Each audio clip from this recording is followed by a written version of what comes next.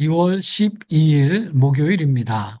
오늘 하루도 하나님의 말씀의 은혜가 여러분 가운데 가득하시기를 바랍니다. 오늘 함께 읽을 묵상할 말씀은 사도행전 19장 5절에서 12절까지의 말씀입니다. 이 말을 듣고 그들은 주 예수의 이름으로 세례를 받았다. 그리고 바울이 그들에게 손을 얹으니 성령이 그들에게 내리셨다. 그래서 그들은 방언으로 말하고 예언했는데 모두 12사람쯤 되었다. 바울은 회당에 들어가서 석 달 동안 하나님 나라의 일을 강론하고 권면하면서 담대하게 말하였다.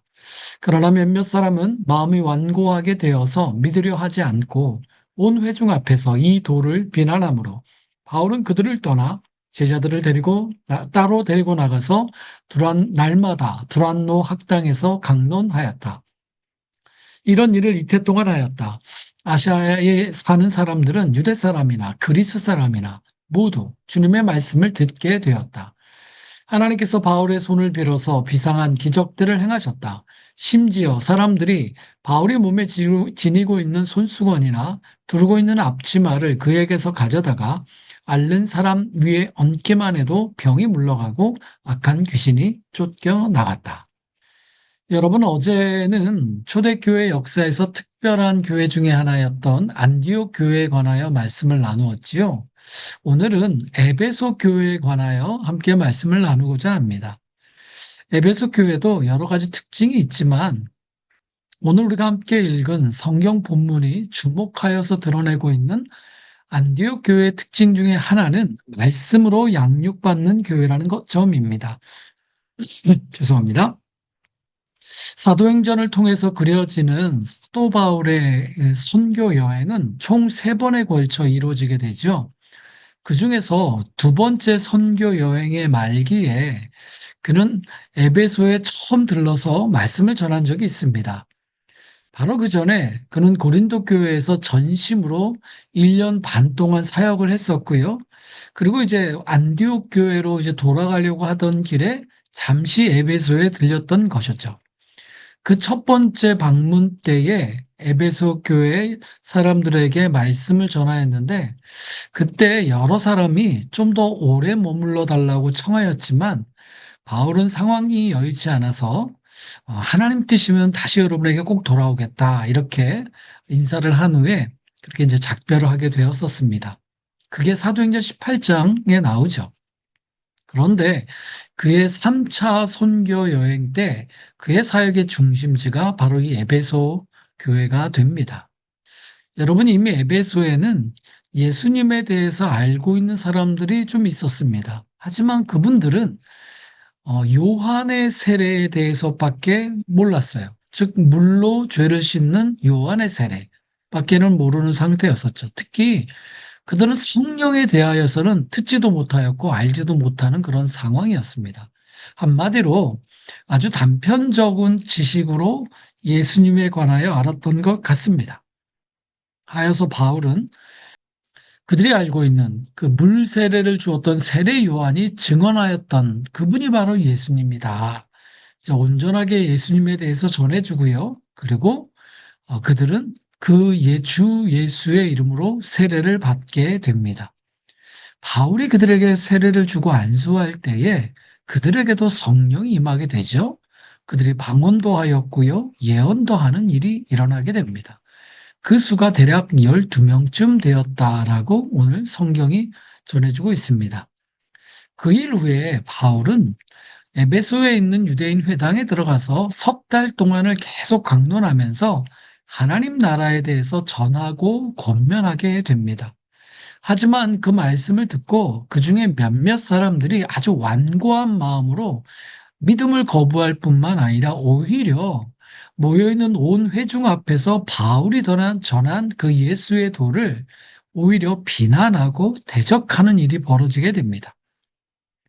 그 방해하는 손길 앞에서 바울은 싸우기보다는 믿는 제자들을 따로 데리고 나가서 당시에 두란노라고 불리는 학당에서 날마다 이제 말씀을 집중하여 가르치기 시작합니다. 여러분, 우리가 주목할 것은 이 양육의 시간이 일회적인 가르침이 아니라 이태 동안, 그러니까 2년 동안 집중적으로 진행되었던 말씀 양육의 시간이었다는 겁니다.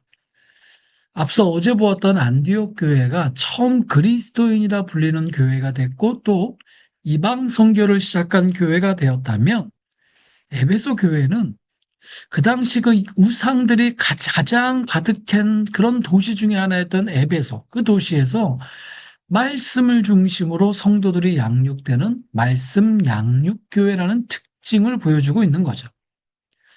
실제로 여러분, 에베소의 우상 숭배 문화는 그저 한편에 은밀히 행해지는 그러한 모습이 아니라 그들이 매일 마주하는 관행이었습니다.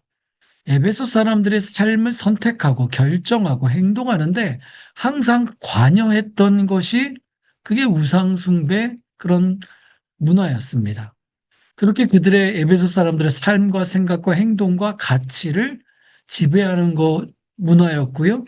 그렇기 때문에 에베소 사람들의 집집마다 그 에베소 신전에 있는 여신상, 자그맣게 만든 여신상들이 있었고 또 그들의 삶의 어떤 결정들을 행할 때마다 항상 참고하는 어떤 주술적인 마술책들이 그 집집마다 있었죠. 그래서 이 에베소의 우상 숭배는 종교적인 걸 넘어서 에베소를 중심으로 상당하게 경제적인 어떤 영향력을 갖고 있고 상권이 형성돼 있었던 여러분 그런 도시였습니다. 그런데 그 도시 한복판에서 말씀을 중심으로 양육받는 그리스도인들이 생겨난 것입니다. 여러분, 그들은요, 날마다 매 정오 때가 되면 모였습니다. 정오라고 하는 시간은 그 지역이 더운 시간이기 때문에 오전에 일하다가 쉬어야 되는 시간이었습니다. 식사하고 쉬었다가 해가 좀 누그러들면 그때 다시 일하는 시간이니까 이 쉼의 시간이 중요한 시간인데, 그런데 그 쉼의 시간을 포기하면서 그들이 매일같이 모여서 말씀을 듣고 배우고 양육받은 거죠. 바울도 그렇게 양육했고 에베소의 제자들도 그렇게 양육받은 것입니다. 그렇게 양육의 시간에 모두가 헌신한 것이고 그것도 2해 동안 그런 시간이 지나갔습니다. 여러분 그때 어떠한 일이 일어났을까요? 10절에 그 모습이 나오죠. 이런 일을 이태 동안 하였다. 아시아에 사는 사람들은 유대 사람이나 그리스 사람이나 모두 주님의 말씀을 듣게 되었다. 그렇죠. 여러분, 우상적인 생활 방식과 가치와 행동 방식에 사로잡혀 살던, 그래서 그 두려움과 불안과 미신에 사로잡혀 살던 그 문화, 그 삶을 뚫고 하나님의 말씀이 그 모든 사람들에게 들리기 시작한 것입니다. 여러분, 이것이 말씀의 힘이고, 보다 정확하게는 말씀으로 양육받는 공동체의 힘입니다. 뒤이어 11절부터 보면 실은 성령의 놀라운 역사가 일어나죠. 하나님께서 바울의 손을 통해 비상한 기적들을 행하신 겁니다. 심지어 바울이 두르고 있는 손수건이나 앞치마를 가져다가 앓는 사람들의 위에 얹기만 해도 병이 나았고요. 귀신이 쫓겨나는 역사가 일어났습니다. 여러분, 사람들은 종종 신앙생활에 관심을 갖는 이유 중에 하나가 바로 이런 놀라운 역사 때문인 경우가 있죠. 근데 여러분, 오늘 본문 말씀이 우리에게 분명히 말해주는 것, 보여주는 것이 무엇입니까? 그런 놀라운 기적과 같은 역사는 철저하게 말씀의 양육 위에 서 있다라는 것입니다. 진리의 말씀에는 관심이 없다면 이런 일은 일어나지 않습니다. 진리의 말씀이 없이 그것을 도외시한 채 그저 기적만 바라는 신앙은 위험합니다. 종종 신앙생활하는 분들 중에 자신이 체험한 기적과 같은 일을 너무 강조하는 분들이 있습니다. 그런데 말씀을 중심으로 서 있지 않으면 위험할 수 있습니다. 잘못된 길로 빠질 수 있고 사단의 속임에 넘어질 수 있습니다. 여러분, 예수님도 사단이 기적을 베풀라는 시험을 했을 때에 철저하게 말씀을 먼저 앞세우시고 말씀에 순종하는 방식으로 물리쳤습니다.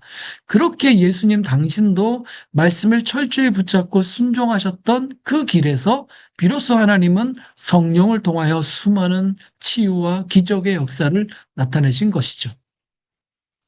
여러분, 배움의 교회는 겨울방학 기간 동안에 많은 분들이 열심을 내서 양육을 받고 계십니다. 너무 소중한 일입니다. 매주 금요일 저녁마다 시간 내는 거 쉽지 않죠. 에베소 교회 제자들이 매일 쉼의 시간을 포기하고 양육을, 그것도 2년 동안 받았던 것, 여러분 꼭 기억하시기 바랍니다. 그러할 때에 누구도 깰 수 없었던 그 에베소의 우상숭배, 문화와 사회가 흔들려 버린 것을 여러분 기억하시기를 바랍니다. 마찬가지입니다. 우리의 삶의 자자들은 세상의 불안과 염려, 때로는 힘든 것들, 유혹과 도전 앞에서 때로는 무너질 것 같은 우리의 마음들, 세상 앞에서 그 세상 겨우 이기는 삶이 아니라 능력으로 이기는 삶은 오직 하나, 말씀으로 양육되는 삶 속에서 가능해지는 것입니다. 개인만이 아니겠죠. 우리 교회, 배움의 교회, 또 명지대학의 많은 이들이 그저 세상의 지식만이 아니라 이렇게 말씀으로 양육되고 세워지기를, 능력으로 서시기를 주님의 이름으로 또 축복하고 부탁하고 소망합니다. 기도합시다. 사랑의 하나님 아버지, 우리의 삶도 주님의 말씀에 헌신되게 하시고 말씀으로 양육되는 데 헌신되게 하여 주옵소서. 하나님, 세상을 겨우 사는 것이 아니라 말씀의 양육으로 양육받아 힘을 얻어 세상을 이기는 삶이 되게 하여 주옵소서.